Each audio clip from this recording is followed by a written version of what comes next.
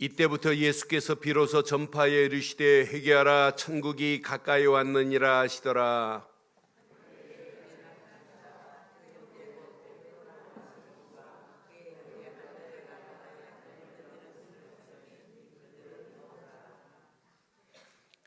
말씀하시되 나를 따라오라.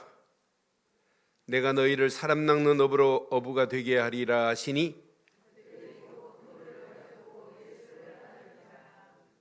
두 절이 있습니다.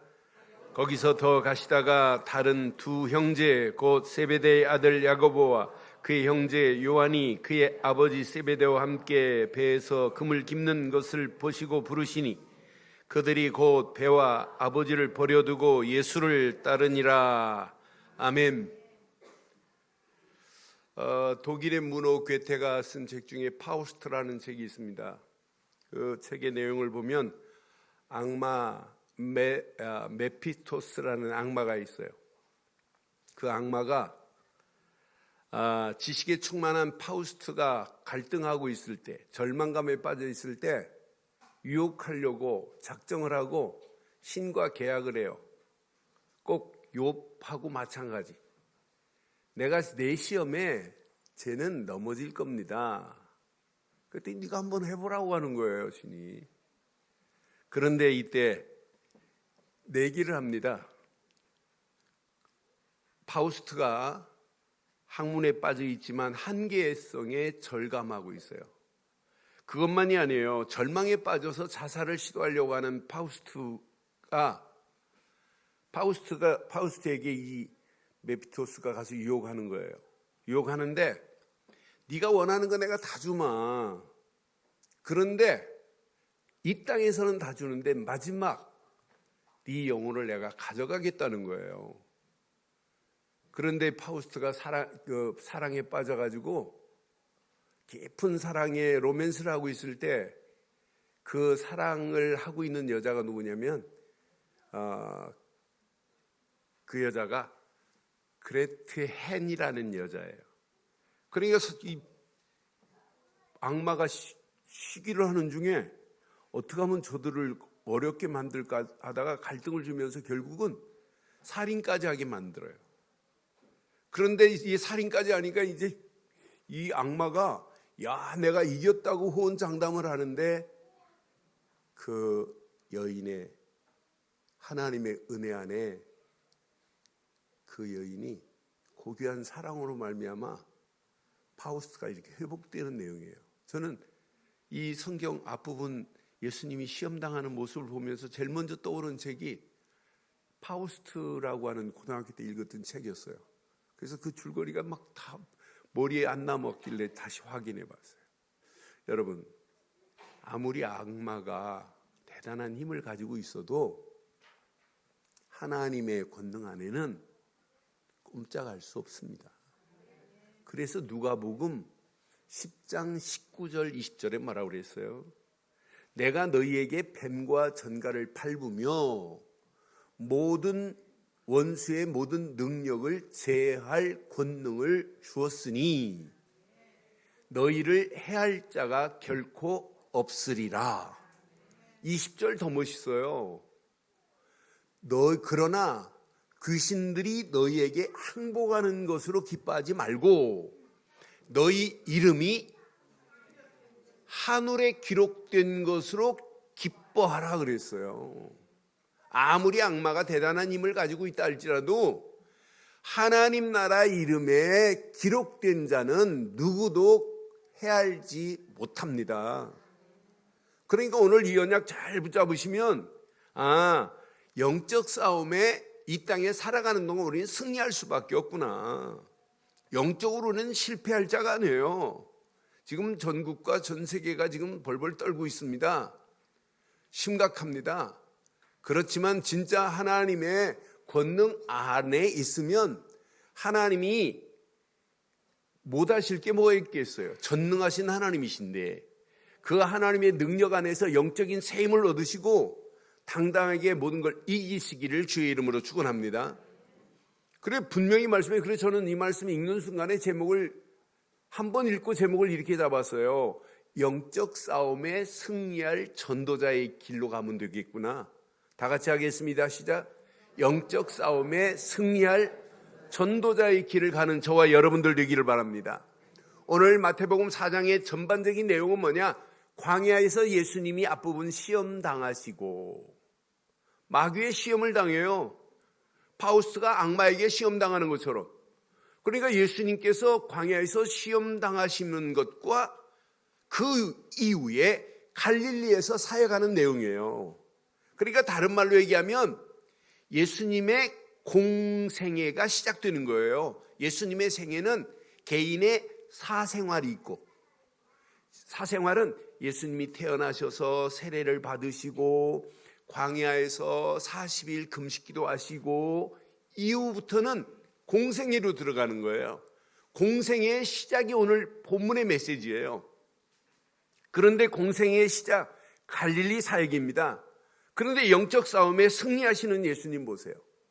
자, 누가복음 4장 1절 2절에 보니까 예수께서 성령 충만함을 입어 요단강에 돌아오사 광야에서 시작 40일 동안 성령에게 이끌려서 뭐 했냐면 금식기도 하셨어요. 오늘 이제 마태복음 4장은 금식하며 기도했다고 지금 표현되어 있는데 누가복음에는 40일 동안 성령에 이끌리시면서 또 더 구체적으로 말해요.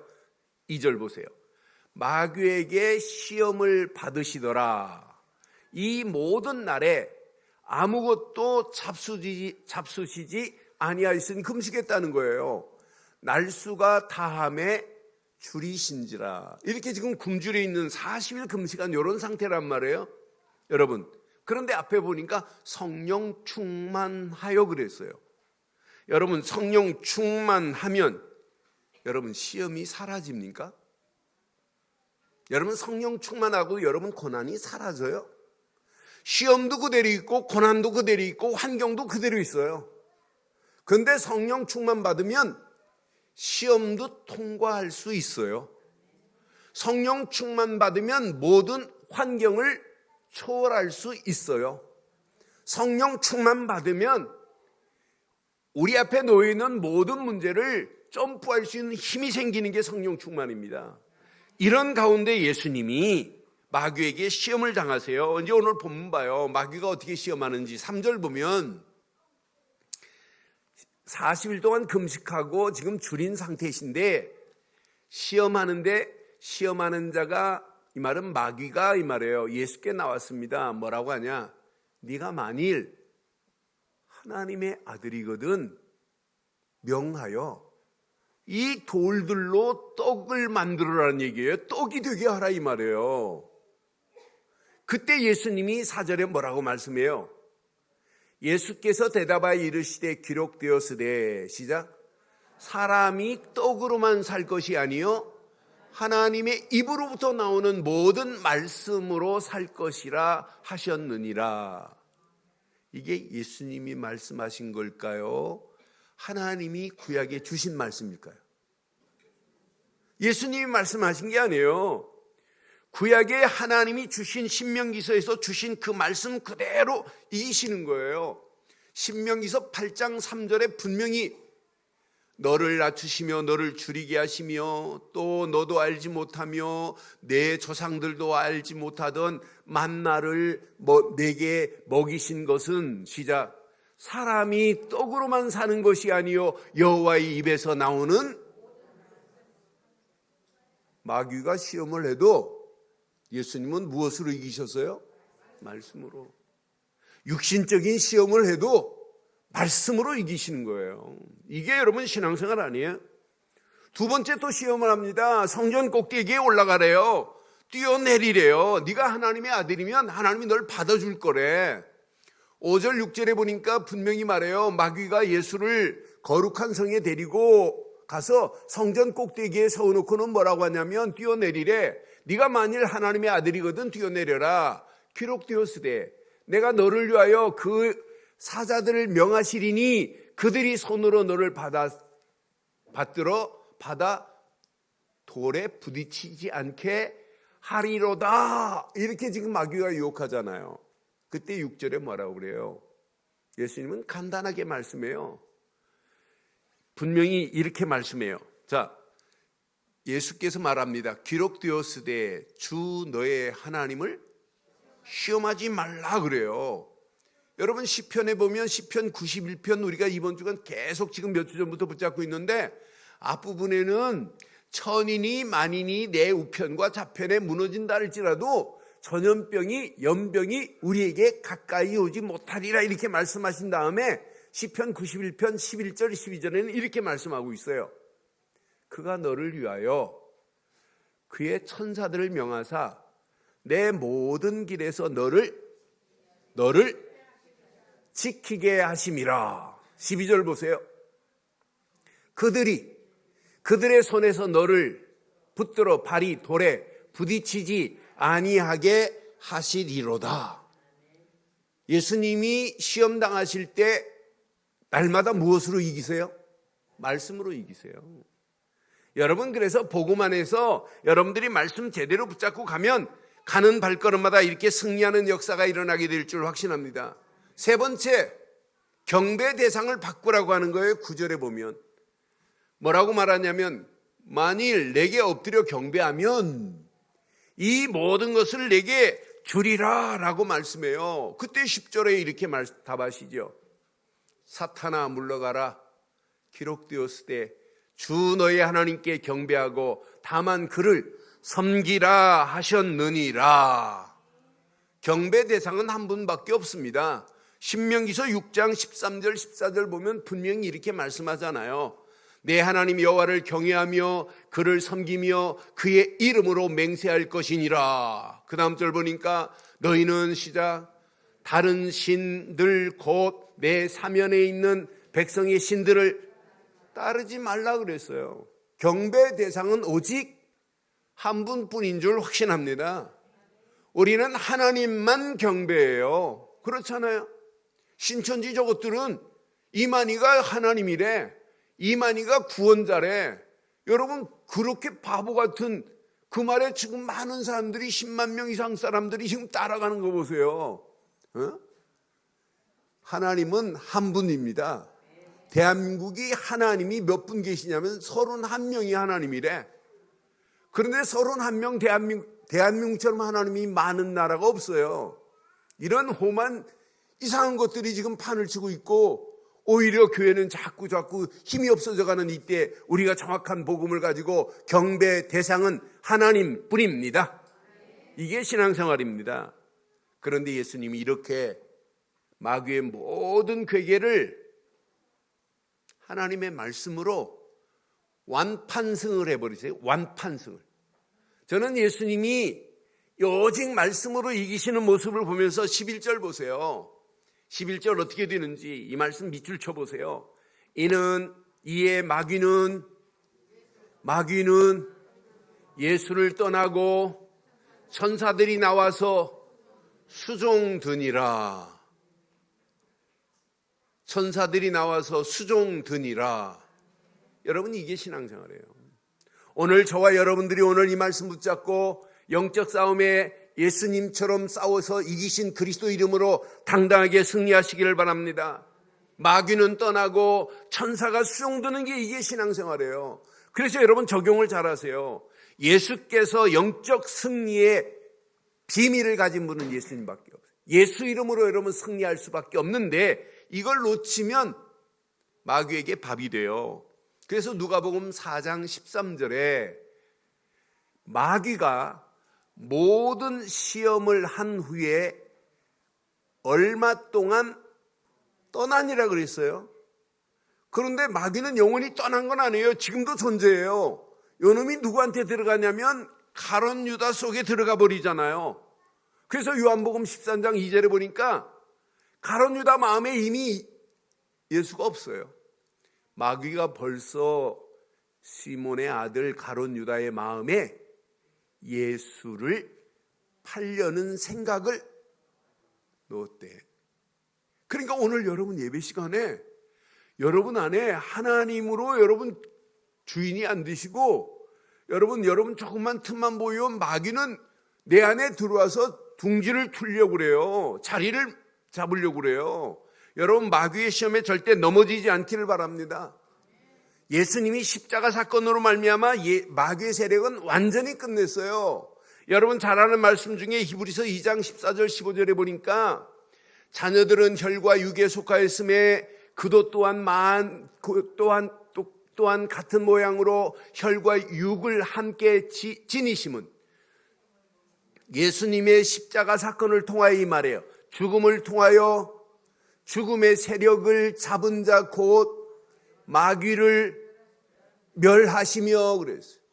그 다음 절 보니까 얼마나 멋있어요. 또 죽기를 무수함으로 한평생 매어 종노라 하는 모든 자들을 놓아주려 함이라. 예수님의 십자가 사건으로 말미암아 마귀의 모든 세력을 완전히 꺾어버리신 줄 확신합니다. 그래서 베드로도 고백합니다. 베드로전서 5장 8절 9절에 보니까 분명히 말하잖아요. 근신하라 깨어라 너희 대적 마귀가 우는 사자같이 두루 다니며 삼킬 자를 찾나니. 시작. 너희는 믿음을 굳게 하게 하며 그를 대적하라. 이는 세상에 있는 너희 형제들도 동일한 고난을 당하는 줄 알미라. 승리했습니다. 영적 싸움에 우리는 승리한 줄 확신합니다. 이런 승리의 비밀 가진 자를 하나님이 이제 찾아내시는 거예요. 예수님이 이렇게 승리하신 이후에 예수님의 사역이 시작되는 거예요. 갈릴리 사역의 시작, 오늘 본문 17절입니다. 갈릴리에서 제일 먼저 사역하시는데 뭐부터 외치시냐? 회개하라, 천국이 가까워 있느니라. 이렇게 지금 말씀하시면서 예수님의 사역이 시작되는데 여기에 준비된 제자가 있어요. 그 다음 절 보니까 분명히 말씀하죠. 자, 18절 보니까 갈릴리 해변에 다니시다가 두 형제 준비된 사람입니다. 자, 베드로라는 시몬과 그의 형제 안드레가 바다에 금을 던지는 것을 보시니 그들은 어부라. 그 어부에게 지금 하신 메시지가 그 다음 절 메시지예요. 뭐라고 말씀해요? 나를 따라오라. 내가 너희를 사람을 낚는 어부가 되게 하리라. 여러분, 예수님의 사역은 제자를 찾아서 뭐 하라고 하는 사역이냐? 복음 전해라. 사람 낚는 어부가 되게 하리라라고. 장로가 된 다음에 준 메시지가 아니에요. 부르자마자 주신 메시지예요. 저와 여러분들이 진짜 최고의 축복의 메시지를 붙잡기를 바랍니다. 구원받자마자 뭐부터 시켰냐면 사람 낚는 어부가 되게 하리라. 여기에 준비된 자가 있잖아요. 저는 최고의 축복은 마태복음 4장 19절만큼 축복이 어디 있냐? 부르자마자 하나님이 그런데요. 예수께서 이렇게 안드레를 부르고 베드로를 불렀어요. 그 다음 절 보니까 또 준비된 자가 또 있어요. 20절 보니까 그들이 곧 그물을 버려두고 예수를 따르죠. 21절 보세요. 거기서 더 나가시다가 다른 두 형제 곧 세베대의 아들 야고보와 그의 형제 요한이 그의 아버지 세베대와 함께 배에서 그물 깁는 것을 보시고 콜링합니다. 부르십니다. 그런데 이들도 뭐라고 그래요? 시작.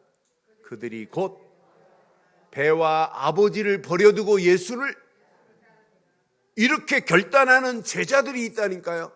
오늘 저와 여러분들이 마태복음을 시작하시면서 오늘 사장 앞에 우리 진짜 멋진 전도자의 결단이 있기를 주의 이름으로 축원합니다. 하나님이 우리를 구원으로 끝나지 않고 구원받은 저와 여러분들을 불러서 사람 낚는 어부로 하나님이 우리를 부르신 줄 확신합니다.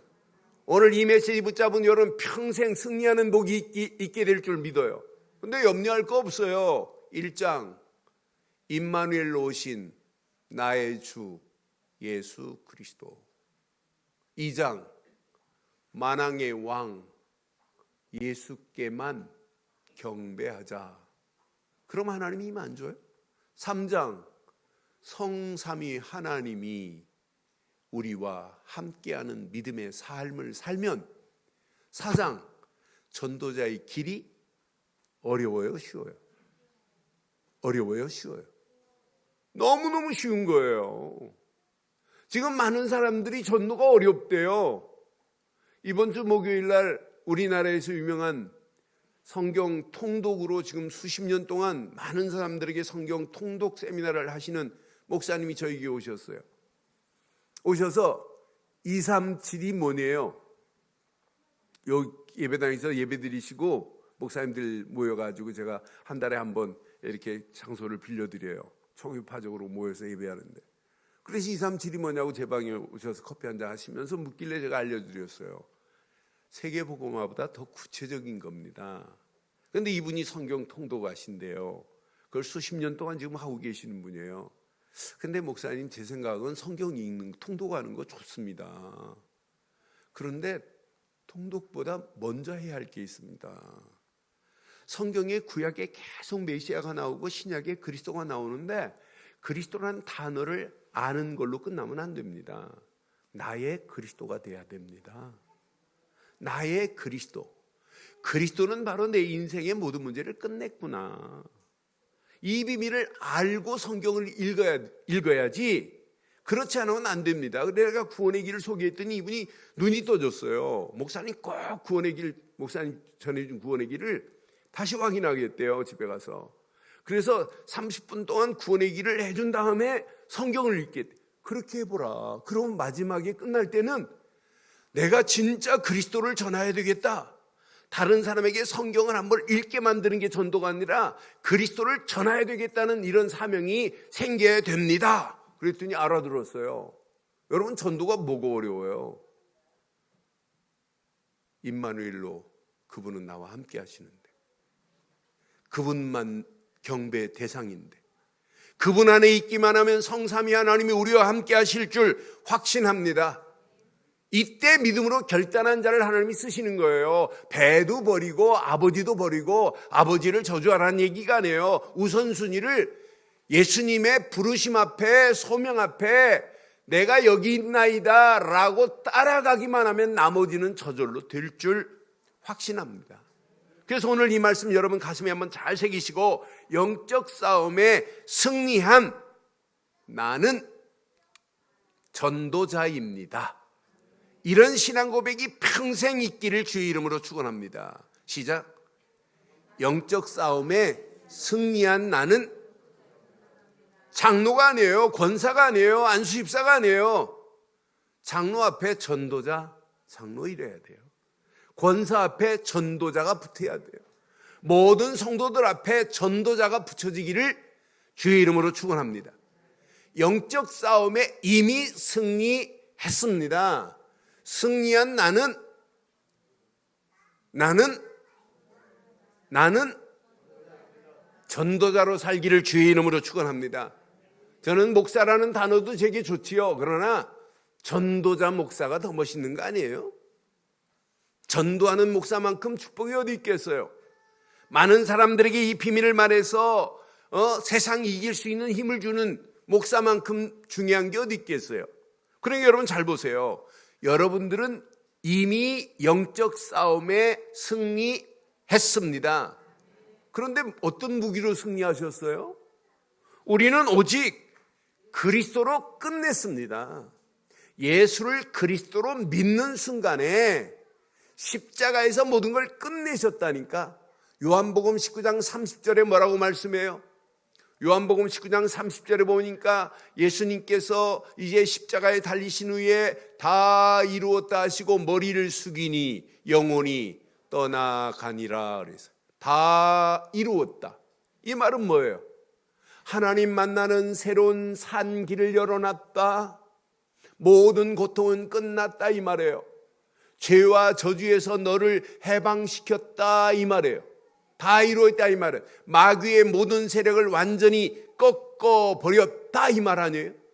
마귀의 머리를 깨빼 크러쉬해버렸대요. 마귀의 모든 세력을 완전히 무너뜨려버렸대. 누구 이름으로? 예수 그리스도의 이름으로. 그러니까 여러분들의 삶 속에 날마다 예수는 그리스도라고 하는 신앙 고백이 모든 문제를 끝내버렸습니다. 그리스도 이름 앞에 흑암 저주는 꼼짝 못해요. 여러분 삶 속에 날마다 예수는 그리스도라고 하는 신앙 고백이 삶의 노래가 되기를 주의 이름으로 축원합니다.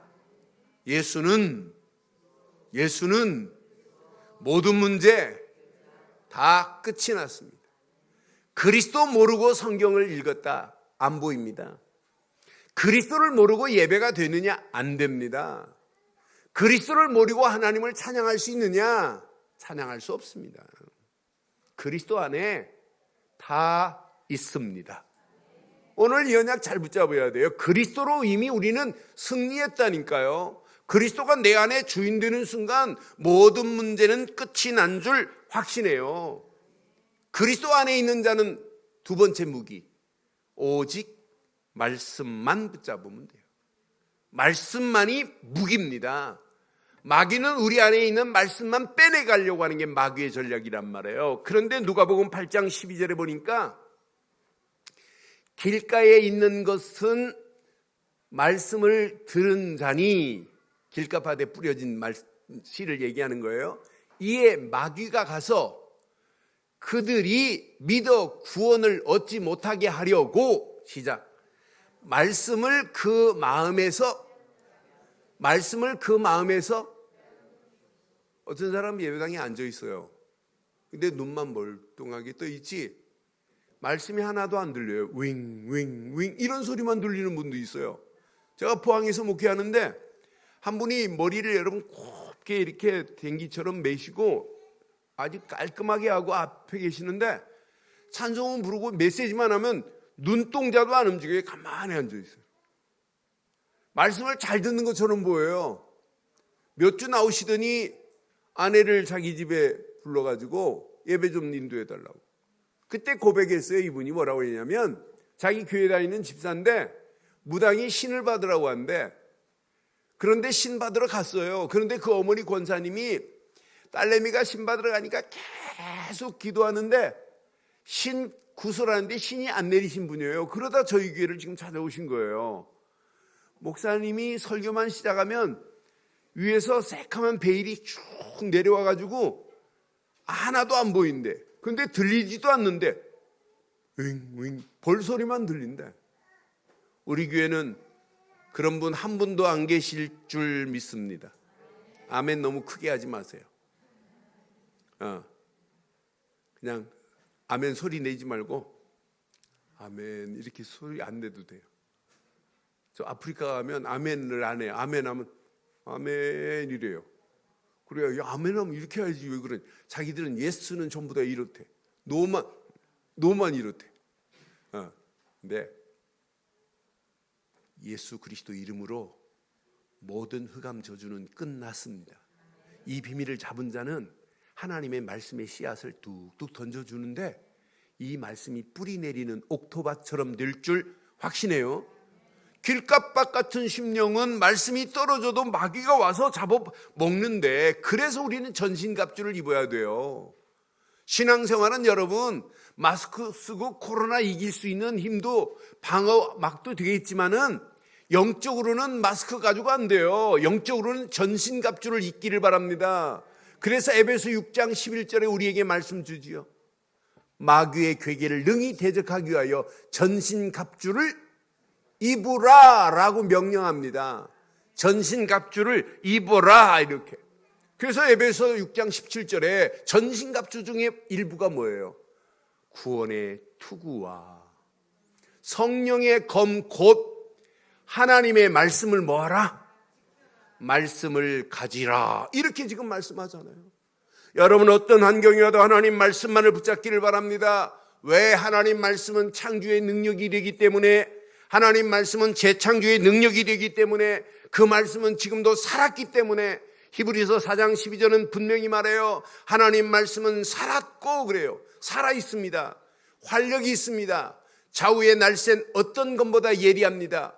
혼과 영과 관절 골수를 찔러 쪼갤 수 있는 것이 하나님의 말씀이고, 또 우리의 마음의 생각과 뜻을 판단할 수 있는 것이 말씀인 줄 확신합니다. 그래서 여러분 강단의 말씀을 생명처럼 붙잡는 거예요. 그래서 말씀을 묵상하고 또 묵상하고 어떤 데는 읽고 암송도 하는 거예요. 왜? 그 말씀은 창조의 능력이기 때문에. 말씀의 무기를 가지고 당당하게 승리하기를 바랍니다. 이것 붙잡고 여러분들 권능이 내게 임할 수 있는, 성령이 충만함이 임할 수 있는 무기는 딱 하나예요. 말씀 붙잡고 오직 기도의 단을 쌓고 가는 거예요. 일하시면서도 기도하는 거예요. 여러분 시간 난다 그럼 집중해서 기도하는 거예요. 기도 없는 권능이 임할 수 없고 기도 없는 성령 충만 절대 임할 수 없어요.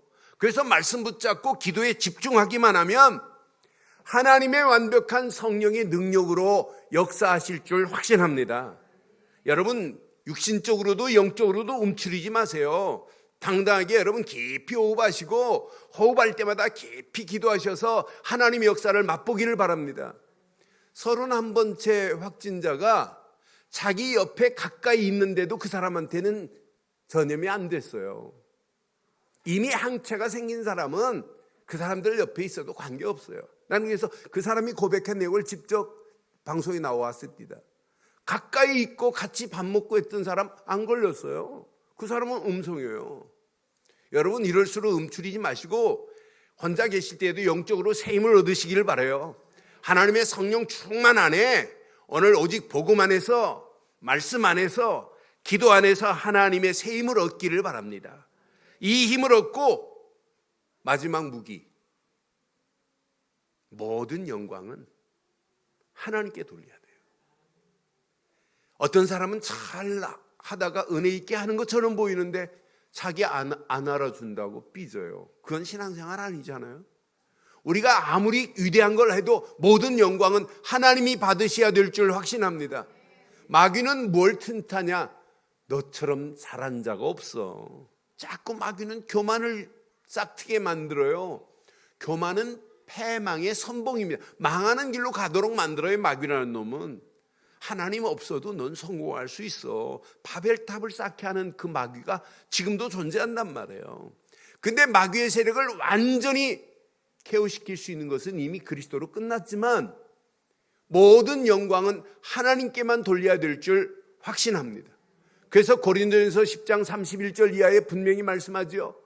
그런즉 너희는 먹든지 마시든지 무엇을 하든지 다 하나님의 영광을 위하여 하시기를 주의 이름으로 축원합니다.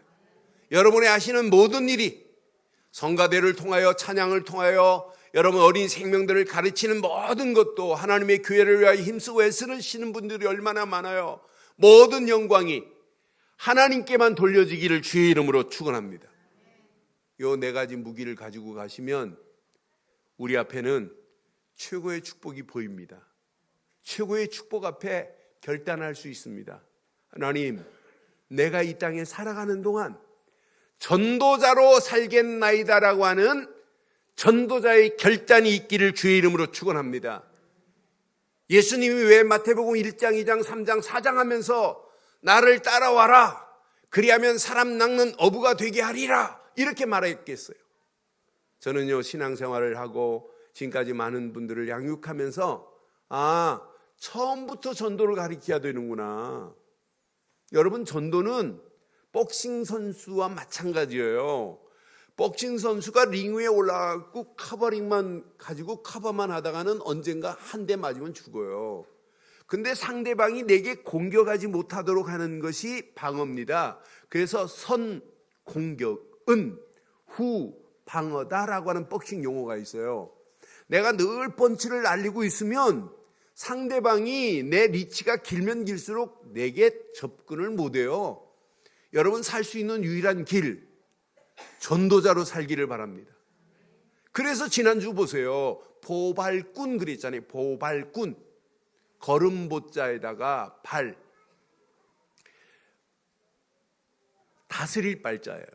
걸음을 빨리 가서 왕이 준 메시지를 전달해야 된다. 파발과 같은 거예요. 그래서 역대하 30장 6절에 우리 봤잖아요. 보발꾼.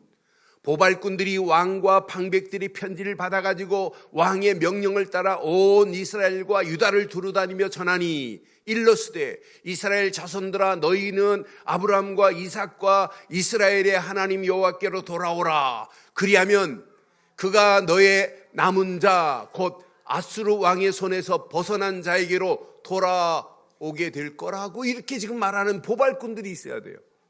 근데 보발꾼들이 가서 말하는데 알아듣는 자가 있는가 하면 비방하는 바보 같은 인간들이 있어요. 그래서 역대하 10장에 역대하 30장 11절 12절에 보니까 보발꾼이 에브라임과 므낫세 지파 각 성읍으로 두루 다니면서 스불론까지 갔어요. 그런데 그들이 조롱하며 비웃는 자도 있더라 그러잖아요. 비웃는 자가 망하고 조롱하는 자가 망하는 거 아니에요. 보발꾼이 왜 망해요? 그런데 아셀과 므낫세와 스불론 중에서 몇 사람이 스스로 겸손한 마음으로 예루살렘에 이르렀고 그랬어요. 준비된 자가 온다니까요. 여러분, 전도는 예수님의 오신 목적도 마찬가지예요. 오늘 본문의 23절에 보니까 마태복음 4장 23절에 예수님이 오신 목적을 아주 정확하고 명쾌하게 말씀했어요. 예수께서 온 갈릴리를 두루 다니사 그들의 회당에서 가르치시고 양육하시고, 이 말이에요. 티칭. 천국 복음을 뭐 하시고 이게 여러분 전도입니다. 전파하시며 백성 중에 모든 병과 모든 악한 것을, 이게 힐링입니다. 이게 치유입니다. 예수님의 사역이 이거예요. 우리는 예수를 그리스도로 믿었지요? 그리스도로 지금 양육받고 계시지요? 그리스도로 치유된 자 맞지요? 그럼 우리가 할 일은 뭐예요? 이제 전파하는 거예요. 이 안에 모든 축복이 다 있어요. 초대교회가 이 비밀을 지금 깨달았어요. 초대교회가 이 비밀을 깨닫고 예수를 그리스도로 전하는 일에 올인했다니까. 연약한 120명 초대교회가. 사도행전에 보니까, 사도행전 5장 12절에 보니까, 5장 42절에 보니까 분명히 말씀해요. 그들이 날마다 성전에 있든지 집에 있든지 예수는 그리스도라 가르치고, 시작, 전도하기에 그치지 아니하니라. 이런 축복이 저와 여러분들의 영원한 축복 되기를 바랍니다. 성전에 있든지 집에 있든지 예수는 그리스도라고 가르치고 전도하는 일에 그치지 아니했대. 디모데후서 4장 5절에 보니까 분명히 또 말씀해요. 너는 모든 일에 신중하여 고난을 받으며, 시작, 전도자의 일을 하며 내 직무를 다하라. 우리가 누구라고요? 전도자 되시기를 주의 이름으로 축원합니다. 그럼 전도는 간단해요. 죄와 허물로 죽어있는 저 영혼들을 살리는 게 전도입니다. 전도는 너무너무 쉬워요. 우상 숭배하고 있는 저 영혼들을 우상에서 해방받아라 말하는 게 전도예요. 절망 가운데 끌려가는 영혼에게 산 소망을 주는 게 전도입니다. 지금 후베이성의 우한 지역에서 10년 전부터 전도하는 전도사 한 분이 전도예요.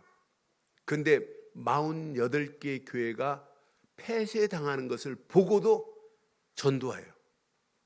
나는 그 동영상을 보면서 깜짝 놀랐어요. 사진 한번 보실래요? 노란 옷 입은 사람이 경찰이 아니에요. 의사가 아니에요. 전도자입니다. 바이러스가 만연한 거리에서 지금 고집스럽게 나와 있는데 10년 전부터 이렇게 지금 나와서 전도해요. 마스크 한 장 주고 전도지 주고, 오직 마음속에 견고한 신앙을 인해서 이들이 전도하는데 뭐라고 하냐면, 그 다음 사진 봐봐요. 시작. 하나님께서 당신을 사랑하십니다. 이렇게. 지금 상황에. 그 다음 사진 봐봐요. 4살짜리 아이가 지금 피켓을 들고 있어요. 하나님께서 당신을 사랑하십니다. 이렇게. 그 다음 사진 봐봐요. 매일 마스크를 나눠주는데 중국 전역에서 이 사실을 알고 마스크를 계속 보내주는 거예요. 이 전도사님에게. 그러면서 계속 마스크 한 장 나눠주고 하나님이 당신을 사랑하십니다. 이렇게 지금 전하고 있어요. 시작. 하나님께서는 우리의 요 4살짜리 아이가 지금 마스크도 안 썼어요. 4살짜리 아이가 지금 요거 피켓 들고 있어요. 가장 어린 4살짜리 어린아이까지 예수는 그리스도십니다. 이거 말하여 사는 건 맞죠? 지금 폐렴으로 죽어가는 게 지금 문제가 아니에요. 이 꼬마가 어른한테 저렇게 마스크 한 장 주고 전도지 나눠주는 모습 봐요. 지금 폐렴으로 죽는 건 여러분 인생은 왔다 죽는 거 마찬가지예요. 감기로 죽는 환자들 숫자도 여러분 상상을 초월해요. 전 세계에 보면 해마다 감기로 죽는 환자들도 수만이에요. 그런데 영원히 지옥 갈 인생이 불쌍하지 않아요? 저 영혼들을 우리는 살려줘야 되는 건 맞죠? 여러분 얼마나 좋은 기회예요. 여러분 카톡으로 일반 얘기만 하지 마시고 정말 멋지게 한번 30분만 투자해서 한번 구원의 길을 한번 들어봐라. 네 인생이 바뀌어질 수 있다. 이게 전도 아니에요? 지금 현장은 이렇게 죽어가는데 왜 예수님이 마태복음 시작하면서 4장에 가서 왜 전도를 이렇게 말씀했겠어요? 왜? 이게 다기 때문에. 예수님의 오신 목적이 양육하시는 것도 있고 힐링도 있지만은 복음 전하는 것 때문에 예수님이 오신 줄 확신합니다. 오늘 결론을 내리겠습니다. 복음 전하는 전도자로 결단하는 저와 여러분들 되시기를 바랍니다. 그래서 바울은 에베소 교회를 향하여 편지할 때 에베소 6장 3장 6절 7절에 이렇게 말합니다.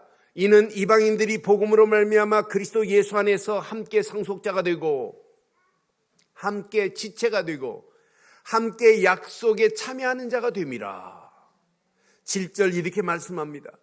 이 복음을 위하여 그의 능력에 역사하시는 대로 내게 주신 하나님의 은혜의 선물을 따라 내가 일꾼이 되었노라. 여러분들은 복음의 일꾼, 전도자로 쓰임받기를 바랍니다. 그래서 복음 모르는 저 영혼들, 그리스도 모르는 저 영혼들에게 복음 전해서 함께 상속자가 되도록 축복을 나누시기를 주의 이름으로 축원합니다. 예수 안에 있기만 하면 하나님의 상속자가 된단다. 함께 상속자의 축복을 나누는 한 주간의 시작이 되기를 바랍니다.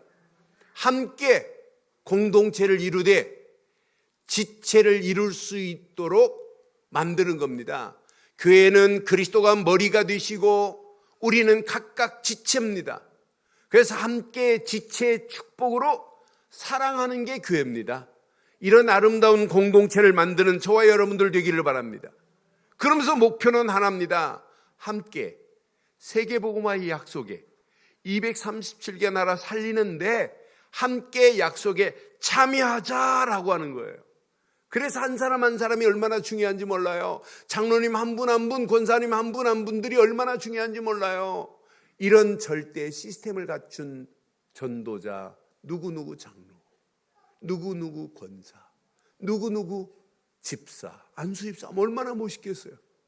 그래서 절대 시스템을 늘 갖추고 절대 제자로 사는 것이 인생 가장 아름다운 인생 아니겠어요?